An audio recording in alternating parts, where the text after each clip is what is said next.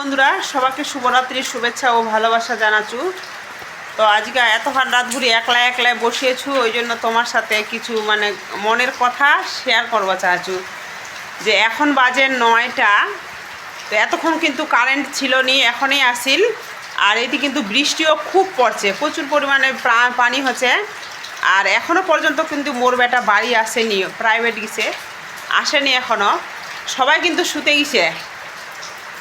আর মুই না পারছো শুতপা, না পারছো বসপা। মনে হচ্ছে যদি মুই ঘরত শুতে যাও তাহলে হয়তো মোর বেটা আসে ডাকলেও মুই হয়তো শুনবানি পাম। ওই জন্য বসে বসে এখনও বসেইছু, ওর অপেক্ষায় ছু।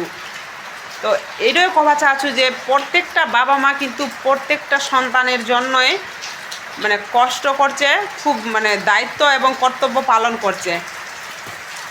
তো এখন যেহেতু আমার বাবা মা ছি, পরে তো শ্বশুর শাশুড়ি হম। এবার শ্বশুর শাশুড়ি হওয়ার পর যখন ওই সন্তানরা যখন কিছু কহবে বেদনাদায়ক কথা, তখন কিন্তু খুবই খারাপ লাগবে। তো যখন আমার এই খারাপ লাগাটা বুঝা পাচ্ছি, যে নিজে এখন বাপ মা হয়েছি বুঝা পাচ্ছি, তারপরেও আমার মতো অনেক বেটা বৌমা কিংবা বেটিও বাবা মালাক দুঃখ দেশে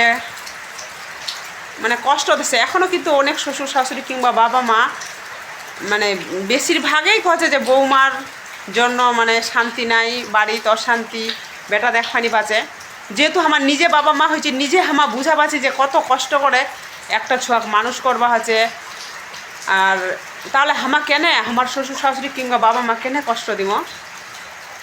কারণ নিজে তো এখন বাবা মা হয়, নিজে আমার বুঝা পাচ্ছি নিজের কত ব্যথা। একটা সন্তানক মানুষ করবা গেলে অনেক কষ্ট করবা হচ্ছে। এই কষ্টটা যেহেতু বুঝা পাচ্ছি, এরপরেও হামাক যে মানুষ করেছে আমার বাবা মালা কিংবা আমার শ্বশুর শাশুড়িরা, ওরাও কিন্তু অনেক কষ্ট করেছে। তারপরেও যে হামা কি আমার মতো মোর মতো অনেক বেটা বৌমা এখনও শ্বশুর শাশুড়ি কিংবা বাবা মা কষ্ট দেশে। বন্ধুরা, মোর বেটা এখন আসিল বাড়ি ভাত খাচ্ছে। তো ভগবান মোক ওরকম মন দেয়নি যে কাকো খুবই কষ্ট লাগা, ব্যথা দেওয়া, কথা কহবা কি খারাপ ব্যবহার করবা। আর মুই চাহাচ্ছু ভগবান যেন মোর ছোয়ালাকে ওরকম মানসিকতা না দেয়।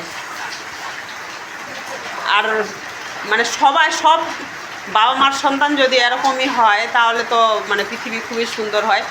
তো মুই কিন্তু মোর বোনের কথাটা তোমার সঙ্গে শেয়ার করলো। তো এরকম কি হোক জ্ঞান মনে করুন না। আর মোর ভিডিওর এতক্ষণ দেখার জন্য সবাইকে অসংখ্য ধন্যবাদ।